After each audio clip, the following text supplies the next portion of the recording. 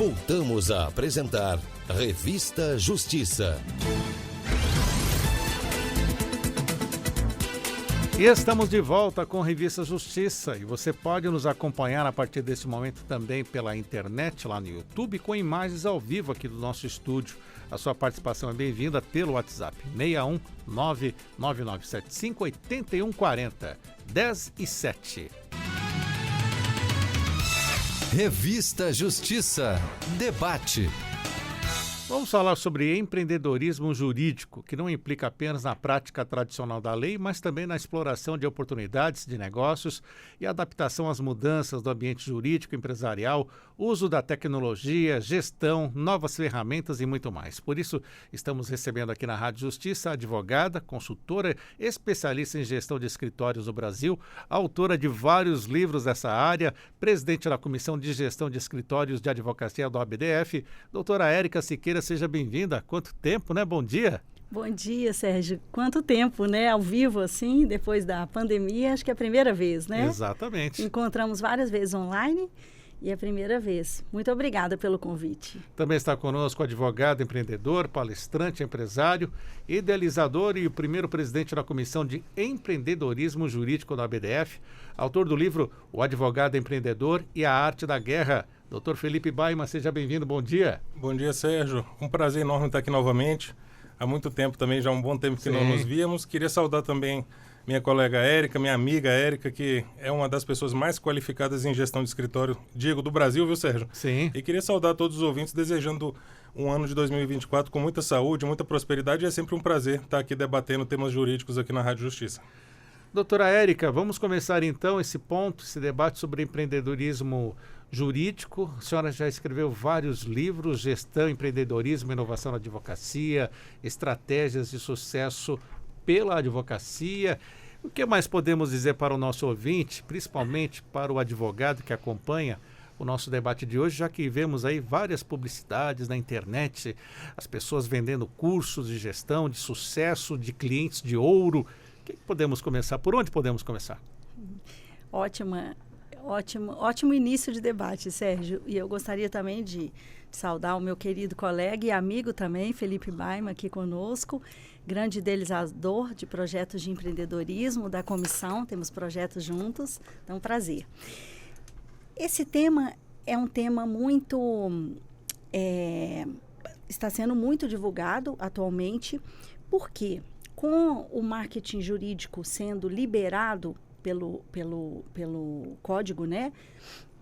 O que aconteceu? Abriu margem, infelizmente, para muitos amadores. Então, tem muita gente que está aplicando a tecnologia de maneira inadequada. Ou seja, não existe um planejamento, muitas vezes, não existe um escopo de persona e existe também, infelizmente, uma não observância às leis do Código de Ética, porque o Código de Ética inovou, sim, era uma necessidade, a gente sabe disso, precisava, né? O Conselho Federal fez isso com bastante maestria, com profissionais muito qualificados, mas como existe amadorismo e as redes sociais estão disponíveis para todas as pessoas se aproveitam desse tipo de lacuna. Mas é claro que existe o lado positivo, viu, Sérgio? Então, nós precisamos também reforçar o lado positivo, que hoje, não só grandes escritórios e pessoas com capacidade e recursos financeiros para investir, né? Então, abriu muito esse leque para pequenos escritórios, para jovens empreendedores, para advogados iniciantes, para advocacias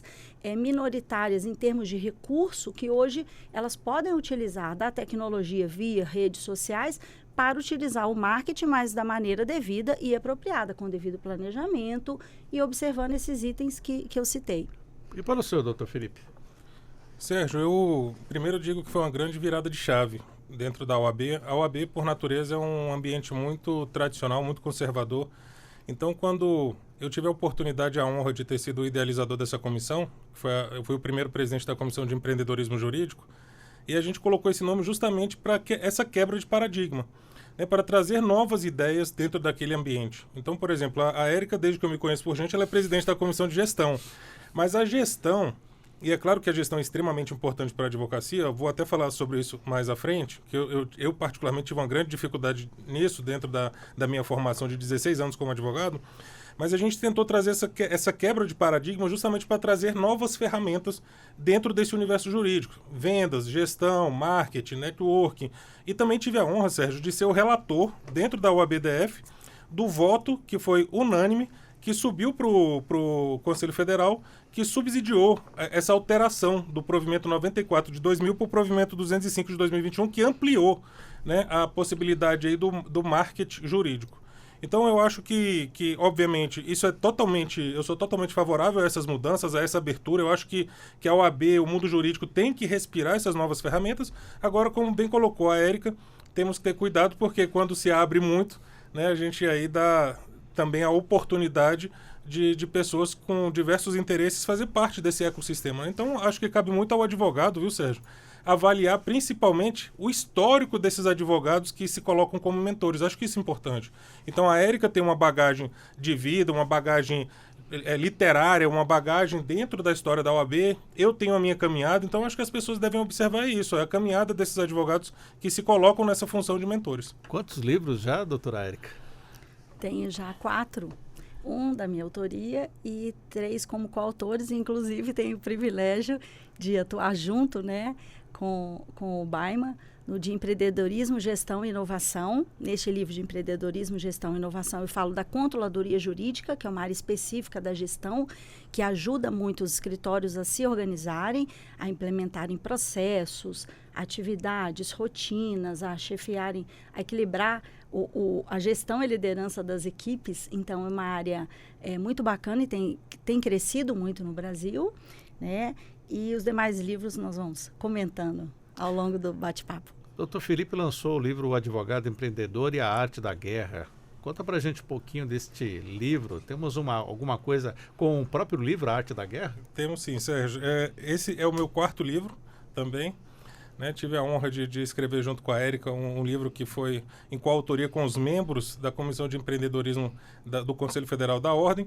Mas esse livro específico, Sérgio, eu faço até essa brincadeira, esse comparativo com a Arte da Guerra de Sun Tzu, porque ali eu vejo que os advogados reclamam muito desse cenário de competição, dizem que a advocacia, né, já está ali exaurida, né? Então eu trago esse conceito, né, esse palco de guerra para trazer a advocacia e esse debate, mas trazendo soluções aos advogados, né? Então eu trago ferramentas aí, seja de gestão, de vendas, de marketing, network, oratória e vários outros temas que eu coloco justamente para tentar trazer esses insights aos advogados para que eles possam quebrar essa ideia de que a advocacia, de fato, está vivendo um cenário de exaustão e que, na verdade, se eles utilizarem as ferramentas adequadas, ferramentas de planejamento, ferramentas de empreendedorismo, eles podem sim alcançar aí o sucesso profissional de uma forma mais exitosa. Mas o que te motivou a escrever esse livro? O que aconteceu? Sérgio, eu fui professor durante muitos anos da minha vida e presenciei a dificuldade dos alunos quando eles entravam no cenário da advocacia.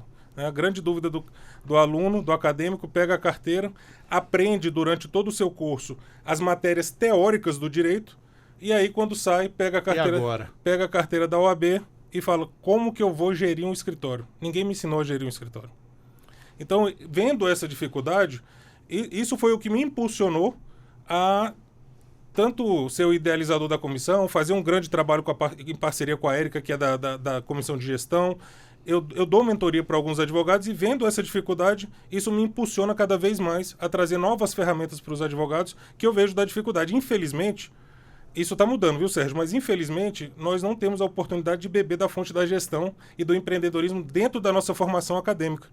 Mas esse trabalho já vem sendo feito e está mudando. Hoje as faculdades já estão verificando essa necessidade, essa deficiência e já estão incluindo em suas grades curriculares essas disciplinas para que os profissionais possam sair habilitados a gerir os seus próprios negócios. Foi isso também que a motivou a entrar nessa área de gestão dos escritórios, doutora Érica? A falta dessa disciplina dentro da grade do curso de Direito?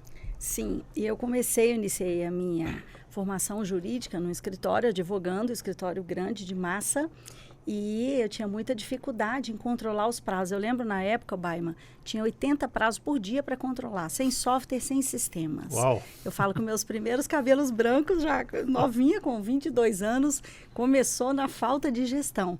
Então, a necessidade, ela cria oportunidades quando a gente tem essa visão, né, de empreendedorismo, quando a gente tem responsabilidade com a equipe, com todos os clientes, né, que a partir do momento que eles passam uma procuração para o advogado ele é responsável pelo seu processo. Então, existe um comprometimento ético muito forte. E quando a gente observa que a gente tem técnica, você pode ter excelente domínio de oratória, ser um grande estudioso, saber redigir, mas não basta você fazer aquela peça, aquela petição, aquela sustentação oral nos tribunais superiores e não entregar o prazo no devido dia, no devido horário correto. Então, essa parte ela é muito importante, ela fica por trás dos bastidores, mas ela é essencial e ela é imprescindível. Então, na nossa profissão, ô Sérgio, na advocacia, a administração e a gestão, ela é uma das únicas... essas competências de gestão são um dos únicos requisitos e uma das únicas profissões no Brasil que, se você perder certos compromissos e prazos legais, você perde o processo. Então, não adianta você ter todo esse conhecimento técnico. Então, isso vai exatamente de acordo com o que o Baiman cita, o que motivou ele, que acredito que motivou também vários gestores e pessoas que lutam por esta causa. Antigamente, a gente tinha que explicar a importância, os ganhos da gestão jurídica. Hoje em dia, não. Hoje em dia, isso é comum, a gente já consegue entrar no tema de inovação, tecnologia, do que fazer, mas antigamente a gente fazia um trabalho de formiguinha, incentivando e motivando as pessoas para que elas atuassem como gestoras. Eu lembro quando eu continuo, né, sou advogada, estou presidente da comissão de gestão e não vou largar nunca a minha área, mas eu tive que optar num determinado momento da carreira para me dedicar 90% à gestão jurídica mesmo, porque são muitos caminhos, muitas demandas, muitos trabalhos, muitos escopos. Você tem escopo em diversas áreas, desde contratação do advogado, ao planejamento, a colocar a mão na massa mesmo, implementar ferramentas, tecnologias, a pensar no planejamento, a gestão financeira. Ou seja, são muitas áreas e um mundo em constante inovação, numa velocidade de tecnologia absurda, que se você não acompanhar os novos processos de trabalho, você se perde. Então, eu tive que fazer essa escolha. E eu lembro que um desafio muito grande foi nesse sentido, há muitos anos atrás, né, que as pessoas falavam, nossa, mas você vai se dedicar mesmo à gestão? Eu falei, sim, com muito orgulho e prazer, porque a área jurídica precisa disso. Então, nunca vou largar a advocacia, mas dentro da advocacia, eu espero dedicar o melhor para esses projetos. E hoje a gente vê essa abertura toda enorme para esses assuntos de gestão, porque as pessoas entenderam que não adianta colocar recursos, clientes, fazer um nome, criar um status, ter credibilidade, se você não mantém essa credibilidade. E você não mantém essa credibilidade sem processos de gestão, sem controles jurídicos, bem como sem inovação e empreendedorismo, que é o que todo advogado deve buscar, o advogado que já está no mercado há muitos anos e que tem um desafio enorme de se capacitar para conseguir permanecer, e um advogado novo que pretende e precisa ingressar no mercado de trabalho. Você sabe, viu, Sérgio, que quando a gente começou esse trabalho dentro da Ordem, hoje é muito bacana falar sobre isso, porque hoje isso já está sedimentado em todas as seccionais do Brasil, e o Conselho Federal encampando esse projeto de empreendedorismo. Mas olha que interessante que no começo foi difícil, viu? Inserir essa ideia dentro da Ordem foi uma coisa, não foi fácil. Então eu sempre dizia, brincando... A dificuldade qualquer. Justamente essa quebra de pensamento tradicional e conservador que a gente tem no nosso meio. Isso foi muito difícil, né? Então, você veja que nas palestras que eu dava, eu falava o seguinte, tudo bem, eu falava que o advogado ele era uma moeda que existiam duas faces. Que, claro que tem um advogado munus público, que não é mercantil, que é a relação com o cliente, o processo, que é necessária a administração da justiça como preceitua a Constituição. Mas eu falava, mas existe um outro advogado que é empresário. Que quando ele abre a porta do escritório dele, ele se depara com problemas empresariais. E para esses problemas, nós temos que buscar soluções empresariais. Isso doía para alguns, E eu sempre trazia isso. Por quê? Hoje, quando eu vou nas palestras, antigamente eu falava assim, quem aqui é empresário? Aí ninguém levantava a mão, porque o advogado não se enxergava como empresário. Hoje eles já pegaram essa pegadinha. Quando eu chego numa palestra hoje, eu tive recentemente numa subseção, falei, quem aqui é empresário? E todo mundo levantou a mão. Eu falei, tá bom, mas eu estou preparado para uma segunda pergunta. Quem aqui já fez um planejamento estratégico do seu negócio? 2 pessoas levantaram a mão. Então veja como que ainda é deficiente essa postura do advogado se enxergar como um gestor do seu negócio. O senhor fala empresário. O que é o advogado empresário? É só aquele que tem uma equipe ou também um advogado individual é um empresário também? Eu digo o advogado empreendedor, né? É aquele que tem sua banca, como é aquele advogado também que caminha sozinho. Por quê? Porque as ferramentas que ele vai ter que buscar, seja de marketing, seja de gestão do seu negócio, seja ele um advogado sozinho, ou com uma equipe pequena, média ou grande, né? Ou com ferramentas de vendas, de network, vão ser as mesmas ferramentas, Sérgio, que ele vai ter que utilizar para ele poder galgar um espaço dentro da advocacia. Então, hoje, a advocacia percebeu que o conhecimento teórico, isso é obrigação. A pessoa passa 5 anos estudando conhecimento teórico. Ele tem que ter o conhecimento teórico em alguma área específica onde ele domina. Se ele já não tem esse domínio dentro da academia, ele já saiu perdendo e ele vai ter que buscar isso. Mas dentro do cenário da advocacia hoje, a pessoa tem que buscar outras ferramentas que não só o conhecimento teórico, que são essas ferramentas que a gente está discutindo e debatendo aqui. Doutora Érica, a senhora já formou várias turmas, né, nessa questão de gestão. Já entrevistamos uma vez também com outras alunas que participaram desse curso. Mas qual é a dificuldade principal? Existe a dificuldade principal ou um erro básico assim que a senhora acaba corrigindo sempre? Sim. A dificuldade é, como o Baiman bem colocou e citou, a gente já ultrapassou esse mindset que a gente chama, né, que são padrões mentais. Então, a gente já ultrapassou esse mindset de que não é importante. As pessoas entendem que é importante, ok. Só que existe uma diferença entre entender o que é importante e fazer da maneira correta, ok? Então, cada um tem um cenário. Então, por exemplo, o desafio de um advogado início de carreira que é se colocar no mercado ou abrir a sua advocacia e gerir o seu escritório. O escritório que já existe, já tem os seus processos em andamento, em movimento, ele já tem demanda, rotina, clientes, e os grandes escritórios têm volumes em massa, clientes em massa, e precisam estar antenados para o mercado extremamente competitivo. E aí, fazendo um elogio ao livro do Baiman, que eu achei muito interessante esse tema, sim, porque a gente também tem que desmistificar e tirar esse tabu da competição e, claro, aplicá-la com valores éticos e aí a cada um dos profissionais. Mas voltando à pergunta, Sérgio, eu acredito, quando você me perguntou, eu lembrei em sala de aula, e os alunos com diversas dificuldades. Então, por que eu separei um pouquinho dos nichos?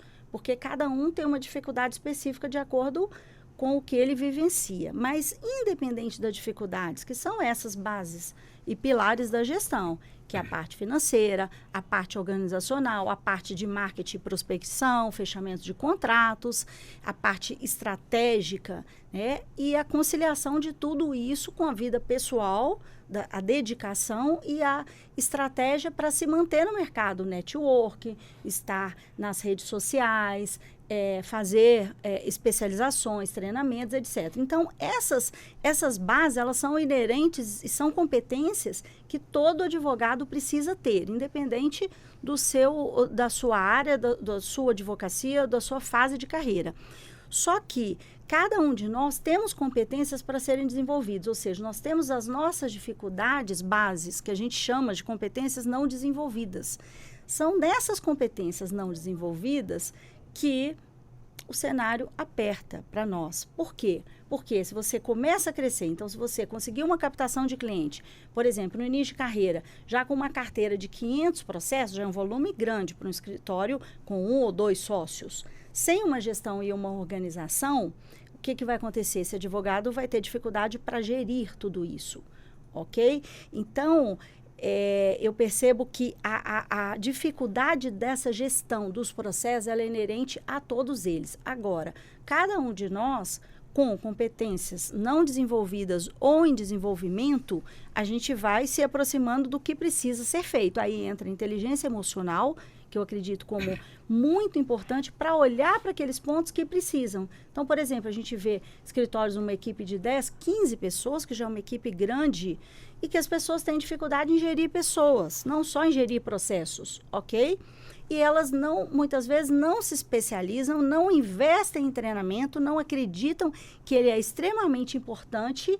Então, o tempo passa, elas conseguem mais processos, mais clientes, mas lá na frente elas começam a ter dificuldades. Então, eu vejo que a parte de gestão de pessoas, ela aparece muito em vários cenários, em vários tipos de ambientes, porque é como se faltassem habilidades de comportamento e, para finalizar, a parte também de estratégia, porque não são todas as pessoas que têm a estratégia de pensar, de, por exemplo, dividir 8 horas de trabalho e entender que 1 hora, no mínimo, ela é essencial para a estratégia, não somente para a execução. E as pessoas falam, Érica, mas eu tenho muitos prazos, eu tenho compromisso, eu tenho cliente, eu tenho agenda cheia. Ok, mas agenda cheia não significa sucesso. Sucesso significa você ter uma tranquilidade e você conseguir planejar o seu negócio. Agora, a gente observa com a tecnologia avançada a dificuldade que nós, advogados, estamos atravessando e os escritórios. Então, essa falta de planejamento e de estratégia, ela também aparece em vários cenários, tá, Sérgio? E quem tem isso já claro, eu tive estagiários que tinham isso claramente, que eles já estudavam, eles já tinham um plano na cabeça da sua carreira. Então, a gente observa que as pessoas que têm isso já em desenvolvimento, pelo menos, elas estão um passo à frente. É bastante interessante esse tema, Sérgio, porque geralmente, claro que cada caso é um caso, mas existe uma média onde os problemas são muito semelhantes. Então eu separo o empreendedorismo de 2 formas. Eu digo que tem, e aí a Érica foi muito feliz em falar isso, eu digo que tem o pré-empreendedorismo, que eu falo, viu, Sérgio, que é o estado mental do herói. Que eu acho que é a bagagem que a pessoa tem que ter mental antes de começar a buscar ferramentas de gestão, de empreendedorismo, que é o autoconhecimento, autorresponsabilidade e uma mentalidade positiva. Sim. E aí a Érica falou muito da inteligência emocional, que é isso. Então isso eu acho que a pessoa tem que ter esse compromisso com esses institutos.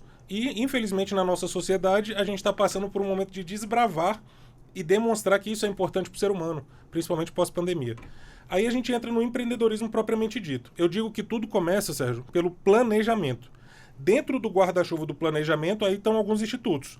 Gestão, vendas, marketing, network, inovação e tecnologia. Eu coloco esses 5 pilares. Só que o que acontece? Não adianta você dar uma Ferrari para quem não sabe dirigir a Ferrari. E a Érica, talvez ela não saiba, mas ela teve uma frase dela em um dos eventos, que a gente participou de milhares, eu não vou lembrar qual, mas de tamanha importância que ela nem sabe. Ela virou e falou assim, não adianta, a maioria dos escritórios utiliza o software jurídico de forma errônea. Porque eles reclamam do software jurídico, mas eles não utilizam essa ferramenta com profundidade. Então, o que eu noto nas minhas mentorias, Sérgio? Todos esses institutos, as pessoas não utilizam com profundidade. Então, um dia eu fui ser o mentor de um advogado, que ele falou o seguinte, ele tinha 1 ano que ele estava buscando posicionamento na área médica, direito médico. E ele falou, eu vou desistir, essa área é horrível.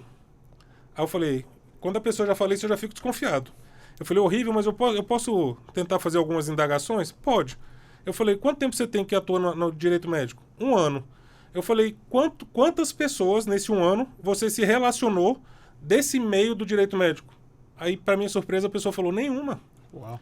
Aí me assustei, eu falei, como é que você quer ter o sucesso ou o resultado se você não se relaciona com as pessoas desse ecossistema? Então veja, as pessoas às vezes têm uma noção errada de profundidade. Então as pessoas acham que ter um Instagram com milhões de seguidores, isso vai reverter em contratos. Essa visão é totalmente equivocada se não tiver um planejamento profundo de qual a sua persona, qual a necessidade do seu cliente, qual o seu produto. Qual o seu nicho de advocacia? As pessoas não têm essa noção. O network, as pessoas acham que é se relacionar de forma aleatória, de estar em todos os ambientes ao mesmo tempo. Não é. Para o seu ecossistema, qual é o local que você deve estar? Como que se relaciona com profundidade? Como o Dr. Rogério falou aqui uma coisa interessante na entrevista anterior, ganha-ganha. As pessoas, o network não é você querer ganhar algo de alguém, é você servir também. Então as pessoas não têm essa noção de que esses institutos devem ser utilizados com profundidade. Então eu vejo que, na verdade, aí é uma visão minha, esses institutos que estão dentro desse guarda-chuva do planejamento estratégico do negócio, as pessoas não conseguem, primeiro, a maioria dos advogados, quase sua totalidade, não fazem o planejamento estratégico do seu escritório. E segundo ponto, aqueles que utilizam desses institutos, utilizam de forma rasa. Eles não conseguem entrar no campo da profundidade desses institutos, onde que você vai alcançar os resultados. Então eu vejo isso na advocacia, sobretudo no jovem advogado. Doutora Érica, algo comentar ou posso para a próxima pergunta? Tem um item sim a comentar que é muito importante, esse ponto do planejamento é essencial. A gente sabe que, conforme dados do SEBRAE, no país, 70% das empresas, independente de serem jurídico ou não, elas fecham antes de, na média de 3 a 5 anos, por falta de planejamento. Então, ele é essencial e eu entendo da mesma forma que o Baima, nesse sentido de faltar esta visão do planejamento, da importância. E o que eu acrescentaria é que muitas vezes também falta execução. Tem escritórios que eles avançam, eles conseguem fazer um planejamento, mas depois eles pecam na execução. E aí a gente volta à questão acadêmica da lacuna que existe de não ter nos ensinado as questões básicas de fazer um planejamento simples do dia a dia. Ontem à noite mesmo eu estava assistindo uma entrevista de um grande instrutor que eu tive o privilégio de conhecer, o Brian Tracy, autor de mais de 70 livros, o maior executive coaching do mundo, e uma figura realmente brilhante. E ele estava com um papelzinho na entrevista falando, né, que hoje, com toda a inovação, uma pessoa que não tem diariamente tudo anotado, seja no seu papel, no computador, na tecnologia mais avançada que você tiver, do celular, não importa, você fica à deriva. Então, o planejamento, o que ele nos traz? A ideia de não ficar à deriva, porque as distrações são muitas, os afazeres são muitos, somos responsáveis, temos muita demanda, o nosso dia ele é realmente muito cheio de questões, mas se a gente não tiver o foco e o objetivo, a gente não avança. E no dia a dia você observa, se você tem, por exemplo, meia hora de deslocamento entre uma reunião ou outra, um compromisso e outro, você está na rua, e você passa no comércio e vai parar e olhar, a mulher uma bolsa, o homem um terno, acabou aquela meia hora e você já perde o tempo e o foco. E a mesma coisa com hoje as redes sociais, que tem sido um problema de falta de foco. As pessoas acordam e já ligam o celular. E isso é muito interessante. Não deve se ligar o celular? Não. Primeiro você deve organizar a sua agenda, as suas questões, para depois você abrir para o mundo, porque o mundo está cheio de informação, de novidade.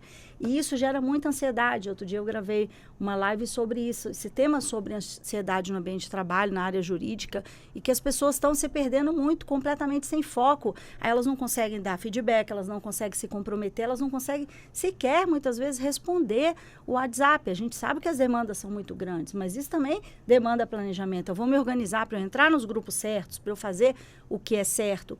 E aí, pegando carona na fala do Baima também, que eu achei muito interessante, sobre o advogado pensar de forma errônea que o network é estar em todo lugar. Não, não é estar em todo lugar, é estar no local adequado. Então, muitos alunos falam, Érica, eu não consigo cliente, eu não consigo prospectar.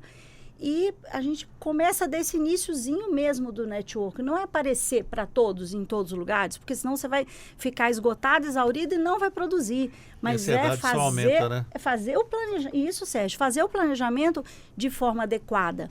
E a execução desse planejamento em escritórios, eu percebo que existe uma grande lacuna mesmo de execução e é um acompanhamento básico. Então, é usar, muitas vezes, uma ata que a gente utiliza em processos de gestão, é anotar o que foi feito, o que precisa ser pesquisado, o que precisa passar para um colaborador, é colocar prazo para as coisas acontecerem, né? Então, tudo isso é muito importante. Então, muitas vezes, essas competências básicas e que deveriam ser inerentes a todos nós, muitas vezes, falham nesse universo. Aí, por isso que a gestão entra como extrema importância. Só queria finalizar um adendo, Sérgio, que é o seguinte, o planejamento, na verdade, nada mais é do que o seguinte, eu verificar, através de uma análise profunda, onde que eu estou, aonde eu quero chegar e qual o percurso que eu vou fazer, que forma, as metas, o prazo, tudo isso. Então, a Érica colocou uma coisa muito interessante, hoje as pessoas elas acham que quantidade é qualidade. e não tem nada a ver. Eu tive uma experiência muito interessante que, às vezes, a gente fazendo mentoria, a gente vê que as pessoas, às vezes, até nas postagens, não estou falando do Instagram pessoal, não, ou das redes sociais pessoais, não, profissionais, elas postam coisas totalmente aleatórias que não têm o menor sentido com o seu projeto de negócio. Eu tive uma passagem interessante, né? Eu tive a oportunidade de ser diretor no TRF da primeira região e tinha um economista que trabalhava com a gente. E todo mundo falava assim, mas por que um economista aqui no tribunal? Eu falava, meu amigo, no Banco Central eu sou só mais um. Aqui eu faço a diferença. Então, às vezes, a pessoa não entende. Por exemplo, a pessoa atua no direito médico. Meu amigo, vai dar uma palestra lá no CFM, no CRM. Você vai ter o destaque. Porque você está buscando o nicho X, eu sou do tributário para o agronegócio. Então, você tem que estar lá, naquele meio, brilhando. Porque ali você vai ser o diferente, ali você vai conseguir mostrar de forma precisa a sua expertise. Então, às vezes, eu faço até uma crítica aos colegas, que eu falo assim, claro que a OAB é muito importante, isso é indiscutível, é um ambiente muito salutar, e ali a gente faz muitas relações, muitas parcerias. Mas, às vezes, também a pessoa que fica somente naquele ambiente, ela está perdendo, porque ela tem que buscar estar no ecossistema da sua persona. Doutora Érica, vamos fazer uma diferenciação aqui. O advogado que está ali sozinho, tem o seu escritório próprio, atende no escritório que montou em casa. Quais os principais desafios que esse advogado que trabalha sozinho, principalmente depois da pandemia, acredito que isso aumentou muito, né? As pessoas que foram para o home office. Quais os conselhos que a senhora dá para que essa pessoa possa se organizar perto de uma grande banca? 2. Tecnologia e gestão de tempo. Por quê? A tecnologia está inerente em todos os ambientes. Então, hoje a gente precisa do computador, a gente precisa de software, de aplicativos, de ferramentas. Tanto dentro de casa, no home office, ou no ambiente, cowork, o que for, e dentro do nosso escritório de advocacia. E foco para gerir essas tarefas e atividades e ter uma disciplina do que precisa ser feito naquele dia. Érica, é cansativo. Sim, mas quem disse que seria fácil, não é? Todos nós temos dificuldades nos nossos ambientes de trabalho. E a advocacia e o empreendedorismo, uma vez eu escutei isso numa palestra, Baima, que eu achei muito interessante. Eu lembro que eu estava em São Paulo, eu nem dormi essa noite. Porque eu lembro que o professor colocou, não é para amador. Porque realmente você tem uma responsabilidade com toda a sua equipe, você tem, mesmo se você tiver 2 pessoas só no escritório, você tem uma responsabilidade com recursos financeiros em colocar e motivar aquele escritório para ele permanecer em andamento. Então, você vai ter que ter inteligência, estratégia para manter, para buscar clientes de acordo com os seus desafios, que em fases são diferentes. Ok? Uma fase você pode estar bem financeiramente, outras não. Uma fase você pode estar com uma captação muito boa, você pode estar com o seu nome em evidência. Então, cada fase vai exigir demandas. Mas, voltando à sua pergunta, eu acredito que essas 2 são as mais importantes, porque sem a tecnologia a gente não avança. Eu lembro no início da pandemia, uma ex-cliente minha me ligou e falou, Érica, se nós não tivéssemos implantado todas as ferramentas de gestão com software de controle jurídico, eu não sei o que teria sido da gente, um escritório de uns 70 colaboradores no total.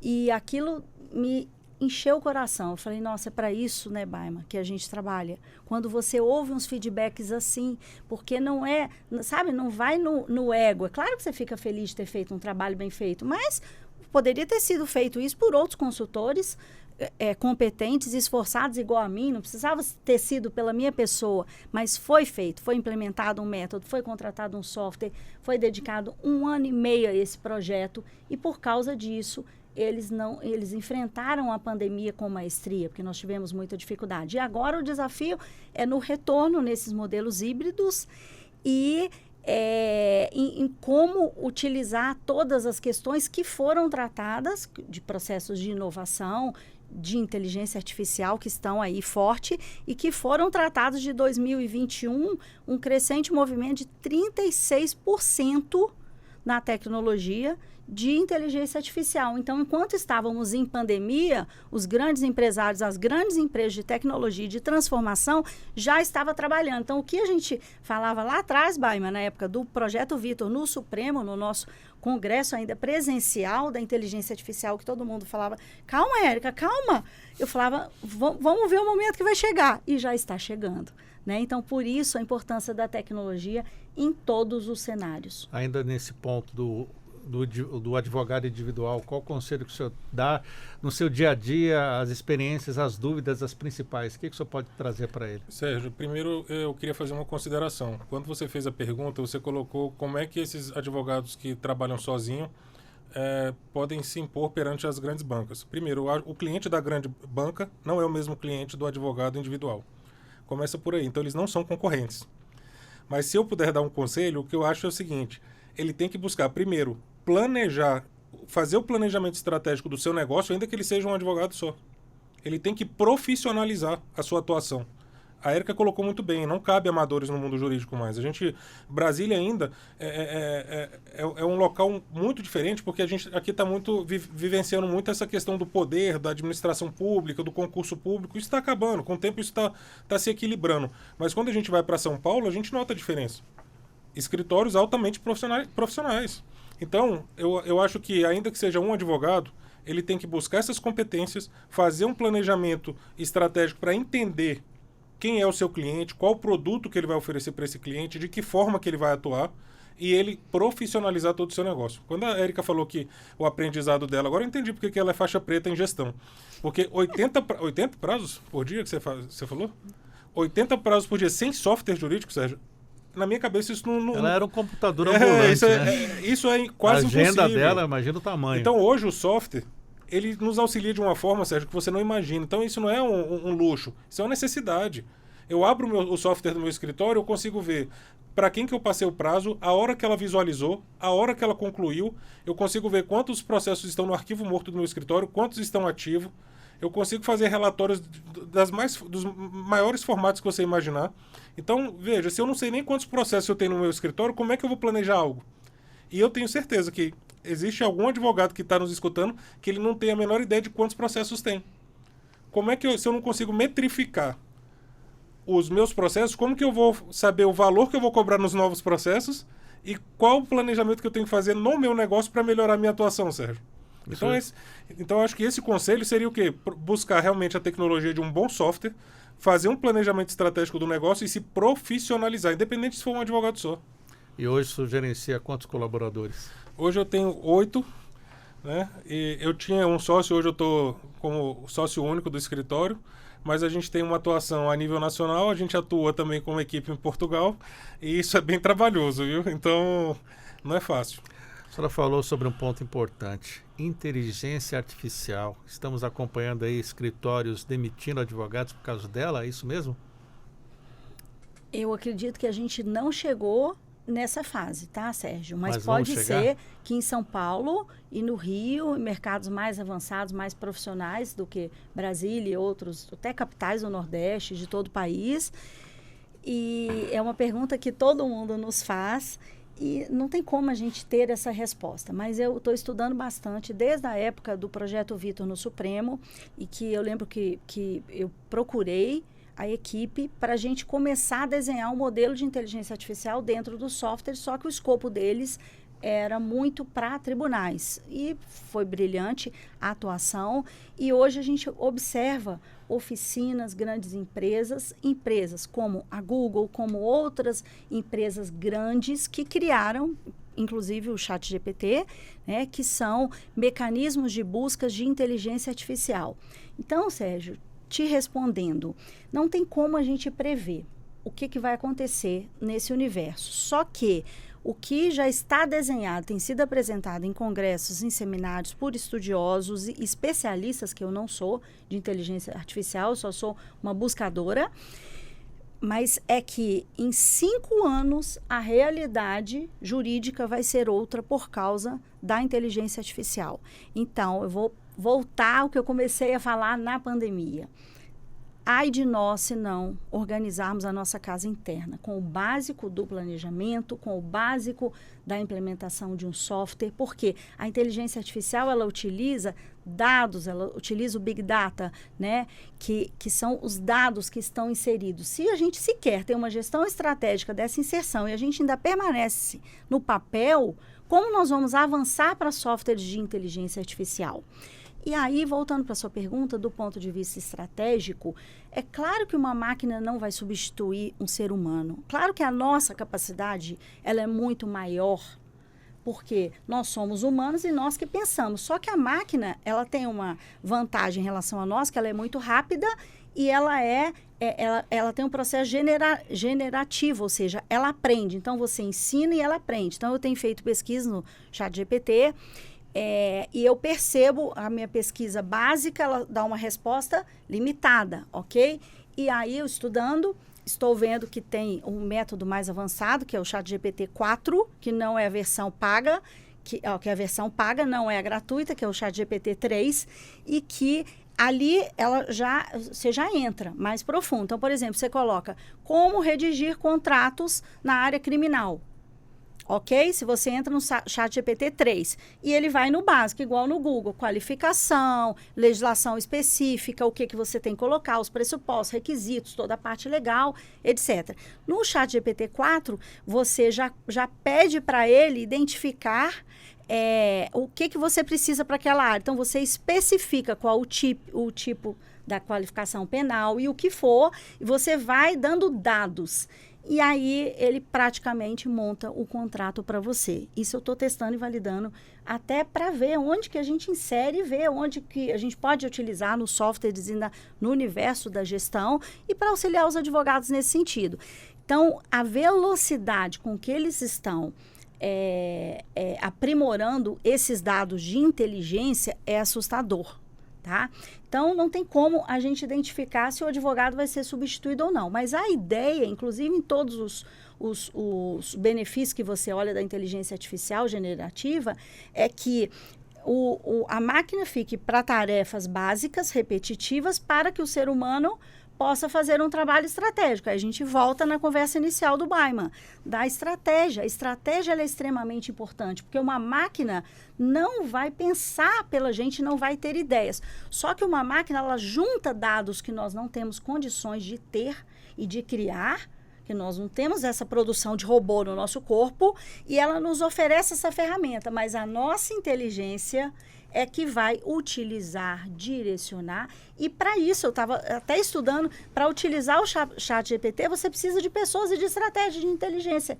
Eu fiquei fazendo consulta 10 dias e eu não conseguia chegar no ponto. Eu falei, não, aí comecei a buscar cursos, e aí eu vi que eu estava perguntando para a máquina de forma errada, ou seja, imagina os escritórios, não vão avançar se não tiver pessoas nesse sentido. Então, tudo tem a ver com treinamento também. Vamos lá, doutor Felipe, inteligência artificial. É muito interessante essa colocação que a Érica colocou, porque já existem vários cursos sendo anunciados justamente voltados para as perguntas corretas no mundo da advocacia. Olha que interessante.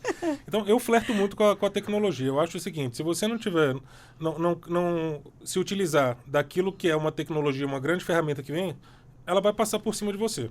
Eu parto desse princípio. O advogado tem que se especializar até na utilização da IA para que tenha um diferencial. Com certeza o advogado vai ter que utilizar isso. Se ele não utilizar, ele vai estar realmente ficando para trás. Então, hoje, eu vou até um pouco além do que a Érica falou.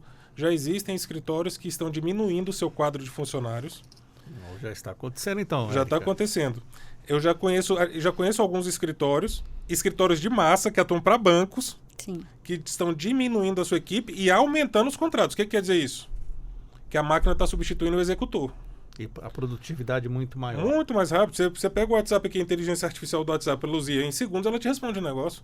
O ChatGPT. Então, eu já conheço outros colegas como eu estou nesse mundo da mentoria, eu conheço alguns colegas que já estão fazendo o próprio texto da defesa através do ChatGPT. Então, é óbvio que a advocacia ela vai estar incluída nesse cenário. Agora, qual é a preocupação? A preocupação é que a gente saber como que isso vai ser administrado.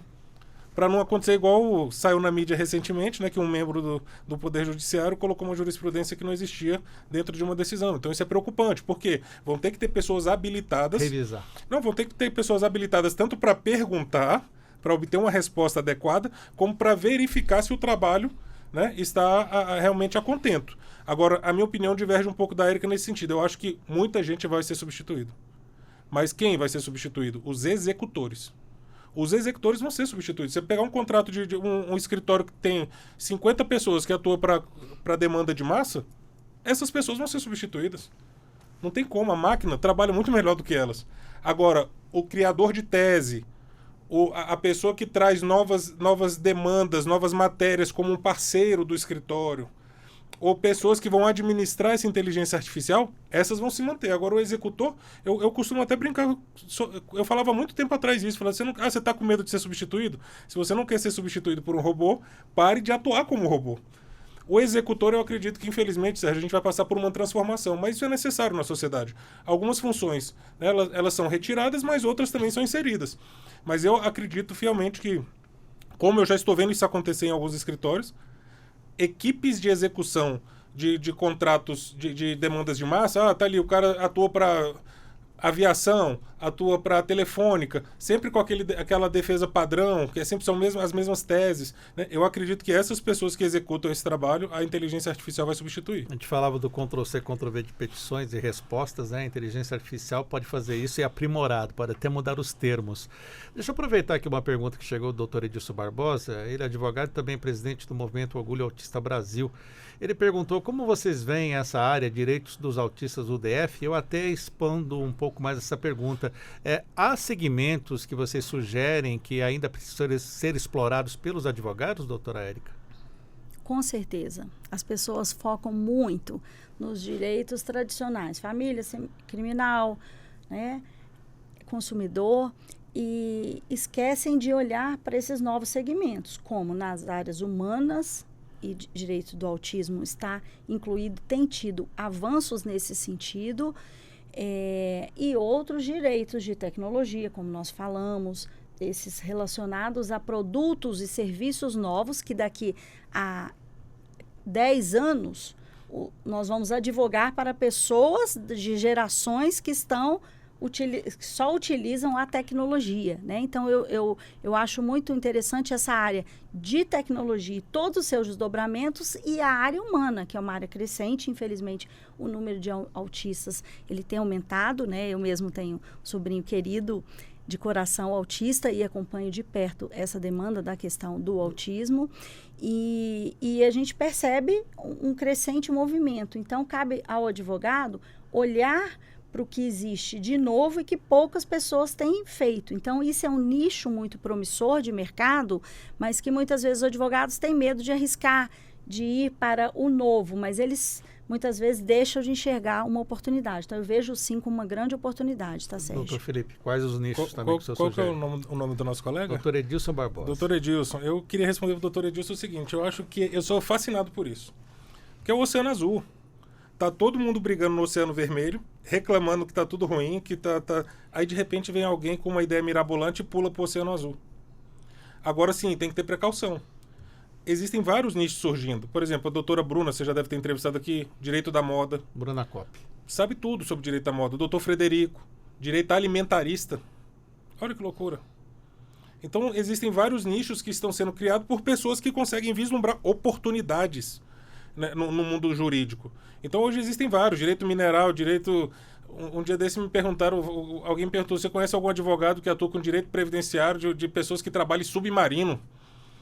Falei, olha que interessante a oportunidade. Agora, o problema volto a falar o que eu falei lá inicialmente. A maioria das pessoas trabalham o direito de forma rasa. E aí vem algumas pessoas pontuais e pulam para o Oceano Azul e falam, não, peraí, tem uma oportunidade aqui. E hoje a sociedade ela está querendo pessoas cada vez mais qualificadas. O cara não aceita mais você falar que é civilista. Ou direito criminal, não. Então é muito interessante isso. Aí às vezes eu estou dando mentoria e palestra, né? Eu falo assim, você atua com o quê? A pessoa, com direito civil. Aí eu brinco assim, direito civil de quê? Aí a pessoa assusta, né? Como assim? Não, vamos descer esse degrau. Né? Direito tributário, de quê? Do agronegócio, de quê? Das pessoas que atuam em granja. Então, assim, hoje a sociedade está exigindo isso, pessoas cada vez mais especializadas. Focadas, né? Vamos fazer uma comparação ao médico, Sérgio. Você está com um problema no coração, você vai procurar um clínico geral? Claro que não. Você vai buscar o melhor especialista de preferência. Se for preciso, você vai em São Paulo. Olha só, então. Então, há um universo de oportunidades dentro do mundo jurídico. Agora, a precaução é o nosso colega descobrir o quê? Fazer uma pesquisa de mercado para saber se este produto dele é viável dentro desse cenário. No caso do direito do autista, eu só acredito que também temos um oceano a explorar. Temos, mas é o que eu volto a falar. Ele tem que fazer uma pesquisa de campo para saber, ele vai atuar para quem?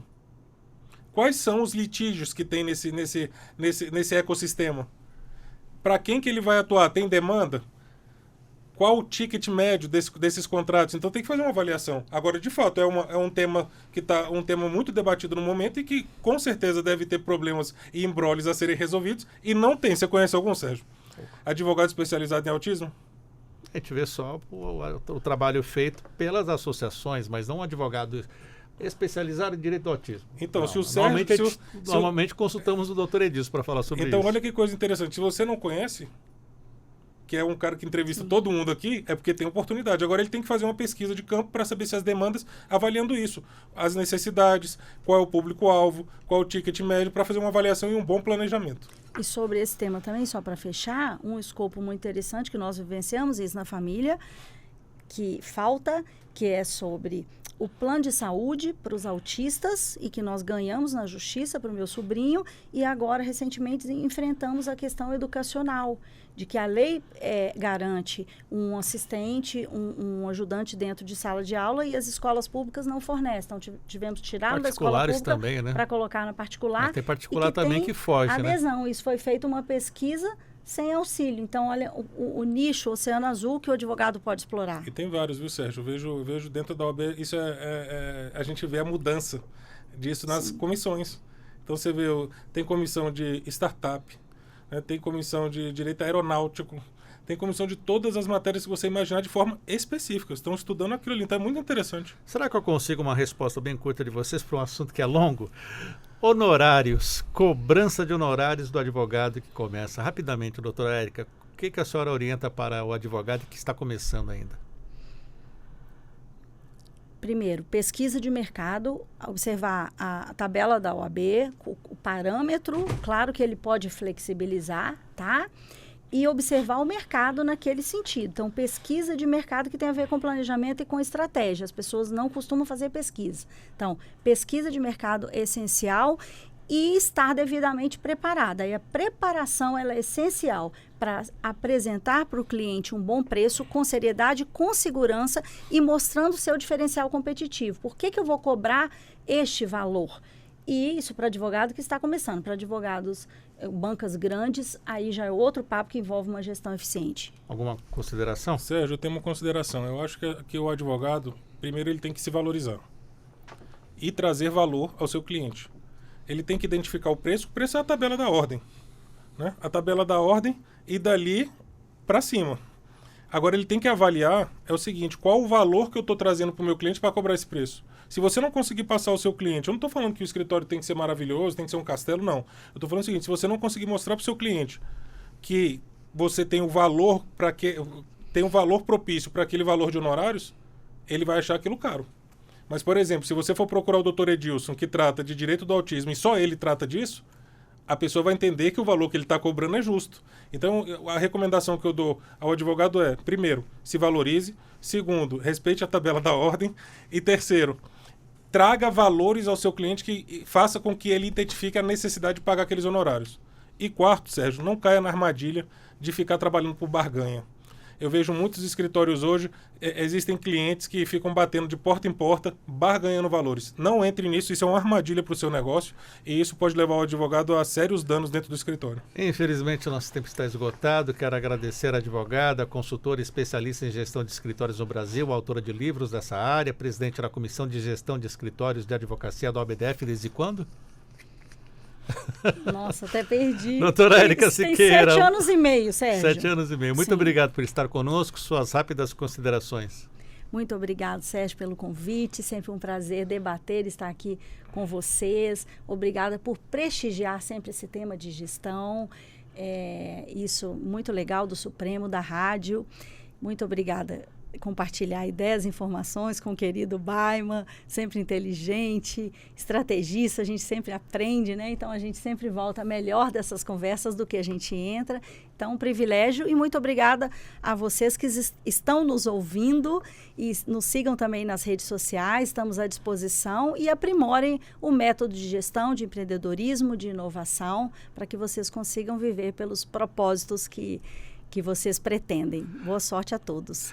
Dr. Felipe Baiman, advogado, empreendedor, palestrante, empresário, idealizador e primeiro presidente da Comissão de Empreendedorismo Jurídico da BDF, autor do livro O Advogado Empreendedor e a Arte da Guerra, recém-lançado. Dr. Felipe, obrigado por estar conosco. Sérgio, eu que agradeço. É uma felicidade estar aqui sempre contigo. É muito agradável estar aqui discutindo os assuntos jurídicos. Queria agradecer a Érica. A Érica é uma grande amiga e eu tenho uma grande admiração pelo trabalho dela. Queria agradecer a todos os ouvintes e dizer que espero ter contribuído com trazer algum insight para os advogados que nos assistem. E também estou à disposição, tá? No Instagram estou lá no Baiman Mentoria. E esse livro que eu fiz com muito carinho é um livro que as pessoas vão ver que é um livro disruptivo. O formato dele é totalmente diferente do que está acostumado. Está lá na plataforma do Hotmart. O Advogado Empreendedor e a Arte da Guerra. Sérgio, agradecimentos, muita saúde, muita sabedoria. Muito obrigado. 11h01. Revista Justiça fica por aqui. Apresentação e edição de Sérgio Duarte, a produção de Irando Bezerra, trabalhos técnicos Luiz Alves, programação musical Josimar Fernandes, coordenação de jornalismo Marcela Luiza, Secretaria de Comunicação Social Supremo Tribunal Federal. Lembrando que essa entrevista vai estar disponível também para você assistir quando quiser no YouTube. Um ótimo dia para você. Está chegando aí a Ariana Fonseca e o Pauta Musical. Até amanhã.